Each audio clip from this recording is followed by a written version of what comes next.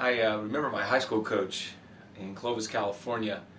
Good man that I've stayed in touch with a little bit since then, but by his own admission, he didn't know much about soccer. But the guy talked about heart all the time. He had a cliche or a story or something about heart all the time. And despite the fact he didn't teach us a lot about the game, somehow we got it done.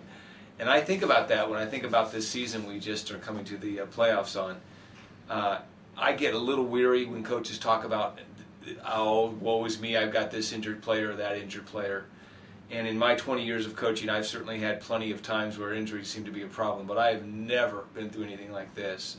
The sheer stats of it are that 5 young men are out for the season with season-ending injuries, and 16 have been out at least 2 games or more. I believe, I could be wrong about this, but I believe that I didn't start the same starting lineup 2 games in a row until the last 2 playoff games. In fact, Coach Bean, who coached for 40-something years between the 2 schools he was at, called me a few weeks ago and said, Mike, I've never, ever seen an injury string like this before. And yet, here we are, as we make this presentation. We are a highly seeded team for the NCAA tournament, 14-3, on what the NCAA, based on opponents' strength of schedule and opponents' strength of schedule, that gave us the hardest schedule in the country. And we're hosting the NCAAs come Friday, and that's just pretty amazing. And I say that because I hope we've taught them the game. I hope we've made some good adjustments. But I think this team does have that unquantifiable thing called heart that my high school coach used to talk about. I think their willingness and their will not to lose has been amazing. I mean, we've won some ugly games this year. I won't deny that. We've won some games that nobody would ever suggest we should win. The shot totals would be crazy against us, which is not something Wheaton's used to.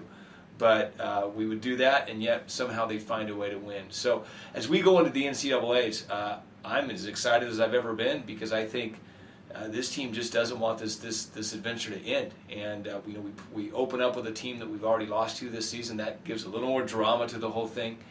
And we only lost 3 games, so that's a pretty big deal.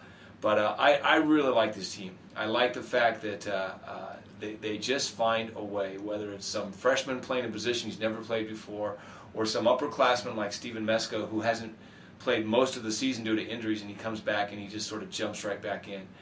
It's going to be really exciting to see what happens through all of that. And it's so great for them to end this season in the NCAAs, because while we don't play just to win games, they will remember these games for the rest of their lives, whether they win or whether they lose. And so we're just so excited that the big dance, what is referred to in most of the other sports, and I don't mind referring to that as well, the big dance is the place this all should end. And we hope to go a little ways and see where it goes.